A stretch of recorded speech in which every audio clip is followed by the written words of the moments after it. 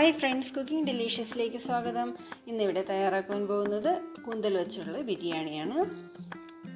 ഇതിനാവശ്യമായ ബസ്മതി റൈസ് വേവിക്കുന്നതിനായി തിളച്ചുകൊണ്ടിരിക്കുന്ന വെള്ളത്തിലേക്ക് 2 കഷ്ണം പട്ട, 3 ഗ്രാമ്പു, 1 തക്കോലം എന്നിവയും 1/2 ടീസ്പൂൺ ഓയിലും 1 ടീസ്പൂൺ ഉപ്പും ചേർത്ത് കഴുകി വൃത്തിയാക്കി വെച്ചിരിക്കുന്ന അരിയും കൂടി ചേർത്ത് കൊടുത്ത് നന്നായി വേവിക്കുക.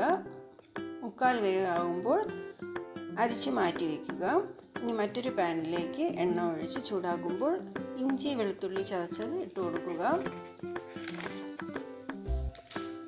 സവാള കനം കുറച്ച് നീളത്തിലരിഞ്ഞത് ഒരു 3 എണ്ണം ഇതിലേക്ക് ഈ സമയം ചേർത്ത് കൊടുക്കാം. 1 ടീസ്പൂൺ ഉപ്പ് കൂടി ചേർത്ത് നന്നായി വഴറ്റിയെടുക്കുക. സവാള മൂത്ത് വരുന്ന സമയം ഇതിലേക്ക് വൈനയില, ബിരിയാണി ഇല എന്നിവ കൂടി ചേർത്ത് കൊടുക്കുക. ബിരിയാണിക്ക് ആവശ്യമായ മസാലപ്പൊടികൾ ചേർത്ത് കൊടുക്കാം. ഈ സമയം മല്ലിപ്പൊടി 1/2 ടീസ്പൂൺ, മുളക് പൊടി 2 ടീസ്പൂൺ, കുരുമുളക് പൊടി 2 ടീസ്പൂൺ, ഗരം മസാല 1 ടീസ്പൂൺ,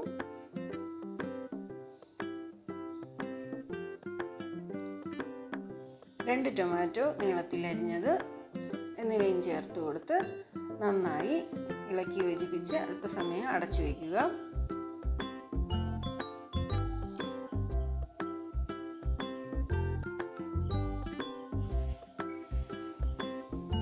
മസാലയെല്ലാം മൂത്ത് പാകമാകുമ്പോൾ ഇതിലേക്ക് കഴുകി വൃത്തിയാക്കി ചെറുതായി അരിഞ്ഞു വെച്ച കൂന്തൽ കൂടി ഇട്ട് കൊടുക്കാം.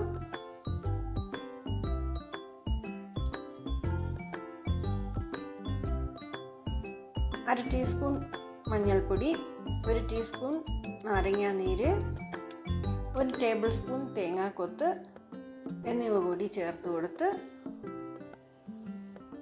അല്പസമയം കൂടി അടച്ചു വയ്ക്കുക.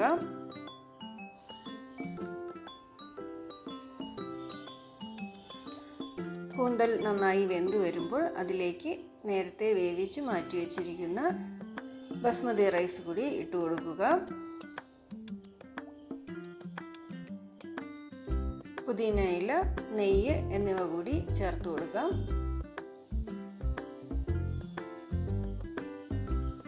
അല്പസമയം കൂടി അടച്ചു വയ്ക്കുക.